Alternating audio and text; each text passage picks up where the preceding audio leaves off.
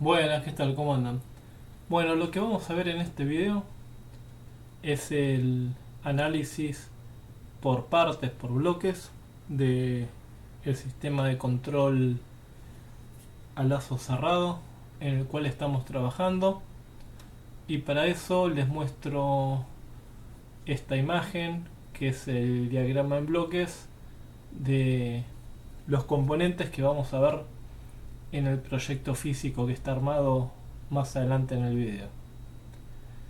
El sistema se puede empezar a analizar como lo que es un objetivo, una entrada, una señal de mando o un set point, que por medio de un comparador en donde el set point a alcanzar es comparado con el valor que entrega en forma de realimentación en un sensor, sacamos la diferencia y es la señal de error.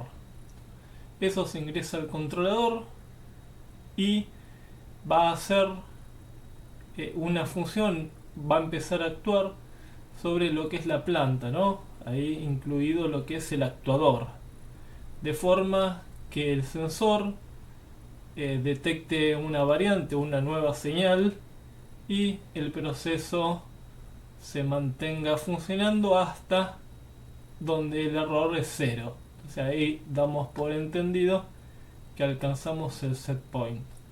Vamos a ver entonces todos los bloques donde los ubicamos en el proyecto físico, y para eso vamos a observarlo. Eh, a ver, lo que es el set point es un parámetro que programamos dentro del microcontrolador, dentro de nuestro Arduino, y lo que es la señal de error que vimos en el diagrama de bloques lo obtenemos por medio de un sensor que en este caso es un potenciómetro. Con respecto al potenciómetro les voy a mostrar una modificación que hice. No usé directamente el potenciómetro como se usa habitualmente, sino que le hice una pequeña modificación como para tener un poco más de sensibilidad. Se los paso a explicar en este circuito. Arriba a la derecha vemos lo que sería el potenciómetro. Recordemos que en nuestro sistema físico, tanto en forma inferior y superior, el recorrido del eje lo tengo limitado. ¿Por qué? Porque este es un proyecto que yo utilizo para proyectar un puntero láser sobre un pizarrón e ir explicando el controlador PID. Entonces es lo que necesitaba yo, digamos que no me servía ir más abajo y apuntar al piso, o ir más arriba y apuntar al techo. A mí me interesa quedarme dentro de un margen donde yo pueda llegar a hacer alguna anotación con algún fibrón sobre la posición que marca el puntero cuando está encendido, y por eso está limitado el recorrido de lo que es el eje del potenciómetro. Más exactamente, y a los valores reales que yo medí, estoy entre un 5% de un potenciómetro de 10K lineal. Recordemos que eso es fundamental, ¿no? Todo lo que es sensado en sistemas de control tiene que estar linealizado el sensor. En este caso es un potenciómetro lineal, así que esa parte ya está lograda. Bueno, al 5% tenemos 500 ohms.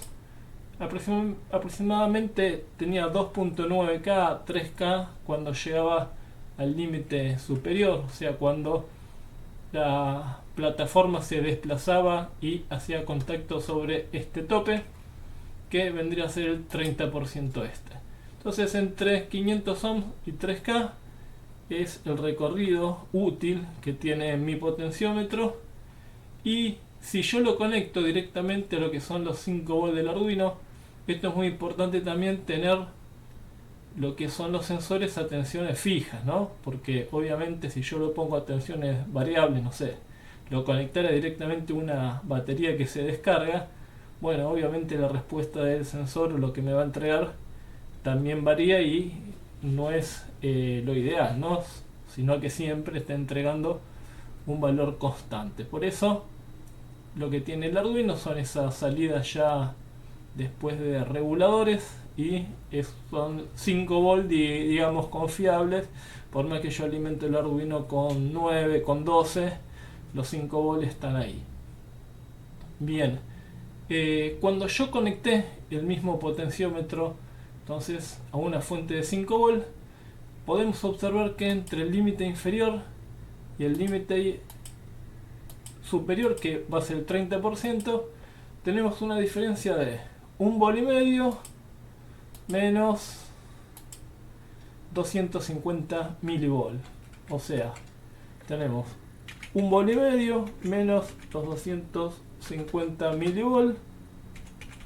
Nos da que en el recorrido del eje del potenciómetro, utilizándolo como divisor de tensión, tenemos que entre mínimo y máximo la diferencia es de 1,25 volt. Esto va a ingresar entonces a lo que es el conversor analógico digital y se va a convertir en un valor que después lo vamos a usar para fijar un set point o para ir teniendo noción de la inclinación que tiene el eje, ¿no? Pero la verdad que es un valor que no me convencía, era muy poco. ¿Qué sería lo ideal? Y bueno, tener del mínimo al máximo una diferencia de 5 volt, como para aprovechar al máximo el margen de conversión de el conversor analógico digital.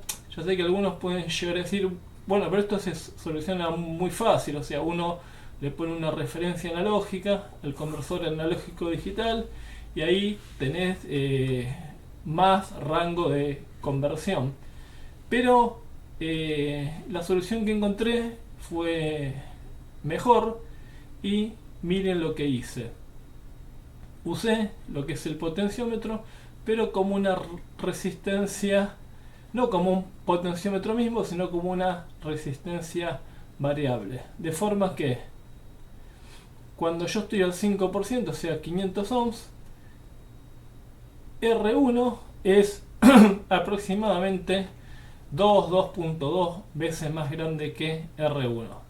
Y cuando yo estoy al valor máximo, al 30%, o sea al tope superior, lo tengo en 3K, o sea que está aproximadamente 2.1, 2.2 veces más chiquito que lo que es 3K. Por lo tanto, es simétrico. Digamos que 1.2K está aproximadamente lo mismo a 500 ohms que a 3K. Y eso es fundamental para aprovechar el trabajo que está haciendo el potenciómetro y tener un mayor rango de tensiones entre mínimo y máximo. Eso hace que el sistema sea más preciso, ¿no? Entonces, ¿qué tenemos? Que al 30% tenemos 3.57 volt. Vamos a anotarlo, 3.57 volt. Menos el valor que vamos a tener al 5%, que es 1.47 volt, ¿no? 1.47 volt. Esto nos da que tenemos ahí un margen, una excursión de 2.1 volt y es mucho mejor que lo que tenía cuando usaba directamente el potenciómetro como potenciómetro y no como resistencia variable dentro de un divisor de tensión. Esto ayuda mucho realmente porque uno tiene más precisión y hace que sea más fácil después la programación. Siempre hay que tratar de aprovechar o sacarle el máximo de provecho a lo que es el sensor que tengamos. Bueno, quería aclarárselo porque me pareció interesante. Bien, bueno, ¿cómo sigue el sistema? Entonces, tenemos lo que es la planta, que directamente es el actuador, que va a ser el motor reductor más lo que es el puente H, ¿sí? Ahí está el puente H. El puente H obviamente es fundamental para cambiar el sentido de giro, ¿no? Para que esto gire para arriba, para abajo. y al módulo del PWM que le está enviando.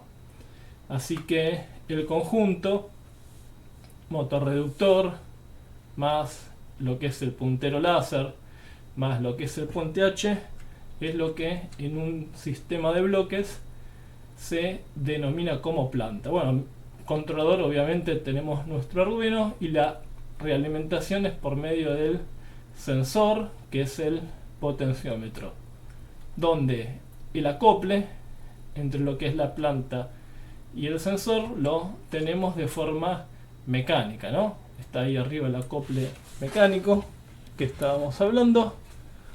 Directamente aproveché con una chapita acoplada al eje del motor y del potenciómetro, así que cualquier cambio mueve la perilla del potenciómetro y ahí tenemos el sensor. Bueno, todo lo que es la comparación, cálculo de señal de error, todo eso obviamente lo estamos haciendo por software. Este video apuntaba más a ver el hardware y particularidades para tener en cuenta. Lo que es la construcción misma, yo lo que les aconsejo es siempre hacer algo robusto, ¿no? Donde fíjense la cantidad de tornillos que utilicé, para que sea una estructura fija, fuerte, y que imagínense que cualquier cambio en la separación de placas me va a cambiar lo que es la presión sobre el potenciómetro. O sea, tiene que ser un sistema confiable donde yo esto lo pueda llegar a transportar. O sea, a veces lo tengo que llevar de un lugar al otro, y bueno, hasta ahora la verdad que nunca se me movió ni descalibró, justamente por la cantidad de tornillos, tuercas que tiene, que hace que sea bastante confiable.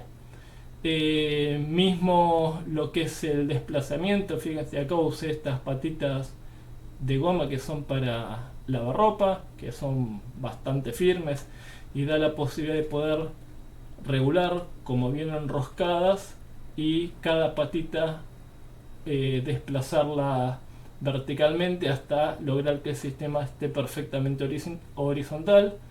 Eso también es muy importante, porque bueno, una vez que tenemos un set point fijo, queremos hacer modificaciones y que no se nos desplace todo el sistema, sino que únicamente sea en forma vertical el desplazamiento, ¿no? Entonces ahí las patitas de goma, bueno, cumplen con esa función. Bueno, ahí está entonces un poco el detalle de lo que es la construcción del prototipo, lo que es la asemejación con el diagrama en bloques, que es el bloque clásico de lo que es un sistema de control realimentado. Y bueno, espero que les sea útil. Son consejos que entre un prototipo y otro yo fui rescatando y aprendiendo también, así que espero que haya servido. Bueno, les mando un saludo, nos vemos en el próximo video.